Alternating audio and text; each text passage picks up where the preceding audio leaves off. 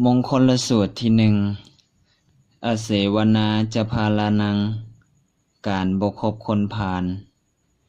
คนพาลหมายความว่าคนโง่บ่ฮู้จักประโยชน์ในโลกนี้บ่ฮู้จักประโยชน์ในโลกหน้าเป็นคนปราศจากปัญญาเป็นอยู่ด้วยสักแต่ว่ามีลมหายใจคนพาลผู้ละประโยชน์ในโลกมี4ประการคือเป็นคนเกียจคร้านบ่เฮ็ดกิจกรรมการงานและหาวิชาความรู้ที่จะนำมาซึ่งลาภผลหนึ่งบ่รักษาทรัพย์สมบัติของตนเองด้วยอุบายแห่งปัญญาหนึ่งเลี้ยงชีวิตด้วยความประมาทในทรัพย์คือมีทรัพย์น้อยแต่ว่ากินหลายหนึ่ง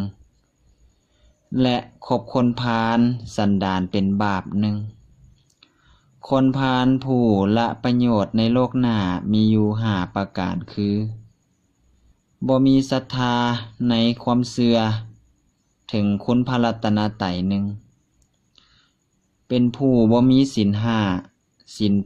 8เครื่องรักษากายวาจาหนึ่งบ่มีการฟังธรรมเทศนาหนึ่งบ่มีการบริจาคทานด้วยข้าวน้ำหนึ่งบ่มีปัญญาพินิจพิจารณาในสังขารของตนหนึ่งบุคคลผู้ละเสียซึ่งประโยชน์ทั้ง2ประการดังกล่าวมาแล้วนั้นเอิ้นว่าคนพาลอีกประการหนึ่งคนพาลมีอาการ3อย่างคือลักษณะนิมิตและอปทานลักษณะได้แก่มโนทุจริต3คือความเพ่งเล็งลักอยากได้ของเขาความพยาบาทอาฆาตเคียดแค้นความโกรธผูกเวรเขาและความเห็นผิดจากคำสอนในพระพุทธศาสนานิมิตนั่นได้แก่วจีทุจริต4อย่างคือกล่าววาจาล่อลวงอำพรางผู้อื่นกล่าวคำส่อเสียดยุยงให้เขาแตกแยกซึ่งกันและกันกล่าวคำหยาบคายมีด่าพอด่าแม่เป็นต้นและกล่าวแต่เรื่องราวที่บ่มีประโยชน์อปทานนั้นได้แก่กายทุจริต3อย่างคือฆ่าสัตว์ที่มีชีวิตให้ตายลักสิ่งของผู้อื่นมาเป็นของตนเองและการลวงประเพณีในสติที่เขาหวงแหนลักษณะเครื่องหมายที่สามารถเห็นได้ชัดเจนและรู้ได้ว่าเป็นคนพาลประการสำคัญที่สุดก็คือเขาสามารถที่จะกระทำความทุจริตได้อย่างใดก็อย่างหนึ่งดังกล่าวที่ว่ามาข้างต้นซึ่งผู้เข้าไปคุกคีกับคนพาลด้วยการไปหามาสู่ตีสนิทสิทธิ์ใกล้จงหักภักดี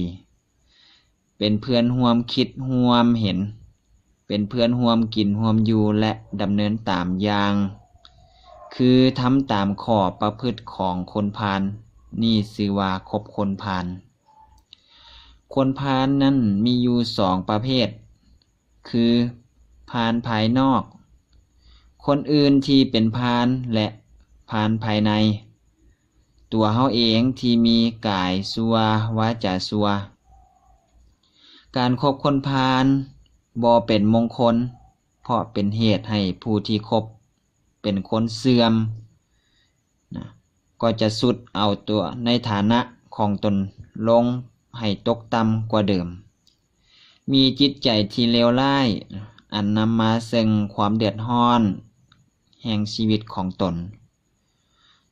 ส่วนการบ่คบคนพาล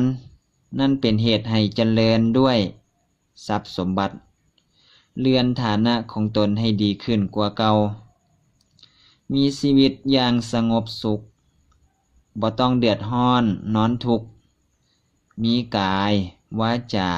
และใจอันดีงามซึ่งจักนำมาซึ่งความเจริญรุ่งเรืองในชีวิตของตนฉะนั้นแล้วด้วยเหตุผลดังกล่าวพระผู้มีพระภาคเจ้าจึงได้ตรัสการบ่คบคนพาลเป็นเหตุแห่ง